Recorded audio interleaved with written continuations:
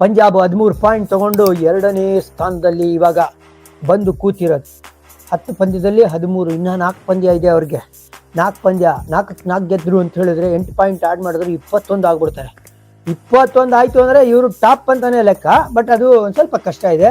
Mumbai Indians ನೋಡಿ, ಅವರು ಈಗ 3ನೇ ಸ್ಥಾನಕ್ಕೆ ಇಳಿದಿರೋದು. ಬಟ್ ಅಗೇನ್ ಅವರು ಸಿಕ್ಕಾಬಡೆ ಸ್ಟ್ರಾಂಗ್ ಆಗಿ ಕಾಣ್ತಾರೆ. ಇವತ್ತು ಆಡ್ತಾ ಇದ್ದಾರೆ.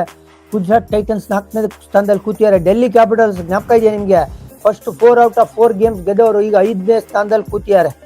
ಅವ್ರ ಸ್ಥಾನ ಸ್ವಲ್ಪ ಅಲ್ಲಾಡ್ತಾ ಇದೆ. LSG 6, KKR ಲಾಸ್ಟ್ ಗೇಮ್ ಗೆದ್ದು ಅವರು 7ನೇ ಸ್ಥಾನದಲ್ಲಿದ್ದಾರೆ. ಅಂದರೆ ಲಿಟ್ರಲಿ 7 ಟೀಮ್ಸು ನಿಮಗೆ ಹೋರಾಡ್ತಾ ಇದೆ 4 ಪ್ಲೇಸ್ಗೆ. RR ಏನು ಸಾರ್ ಅಂತ ಕೇಳಿದ್ರೆ ಸುಮ್ಮನೆ ಮ್ಯಾಥಮೆಟಿಕಲಿ ಒಂದು ಪಾಸಿಬಿಲಿಟಿ ಇದೆ. ಬಟ್ ಸನ್ರೈಸರ್ಸ್ ಹೈದರಾಬಾದ್ 1 ಗೇಮ್ ಕಮ್ಮಿ ಆಡಿರೋದ್ರಿಂದ ಅವರು ಇನ್ನು 5ಕ್ಕೆ ಗೆದ್ದರೆ 16 ಪಾಯಿಂಟ್ ಆಗ್ತಾರೆ. ಅವರು ಕೂಡ ರೇಸಲ್ಲಿ ಇರ್ತಾರೆ.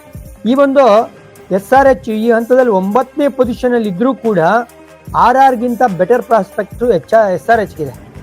CSK 10, ಇಲ್ಲಿಂದ ಮೇಲ್ಗಡೆ ಅವರು ಹತ್ತಕ್ಕಾಗತ್ತಾ ಇಲ್ವೋ ಗೊತ್ತಿಲ್ಲ. ಇವ್ರ ಇನ್ನಿಂಗ್ಸ್ ಅಂತೂ ಮುಕ್ತಾಯ ಆಗೋಗಿದೆ. ಇವಾಗ ಇನ್ನು ಆಡಬೇಕಾಗಿರೋದು ಪ್ರೈಡ್ಗೋಸ್ಕರ ಅಷ್ಟೇ. ನಾವು ಲಯನ್ ಕಿಂಗಲ್ಲಿ ಆ ಪ್ರೈಡ್ ರಾಕ್ ನೋಡ್ತೀವಲ್ಲ, ಆ ಥರ ಪ್ರೈಡ್ಗೋಸ್ಕರ ಆಡಬೇಕಾಗತ್ತೆ. ಬಟ್ ಟೋಟಲಿ ಡಿಸಪಾಯಿಂಟಿಂಗ್ ಸೀಸನ್ ಆಗೋಗಿದೆ CSKಗೆ, ನೋ ಡೌಟ್ ಅಬೌಟ್ ಇಟ್.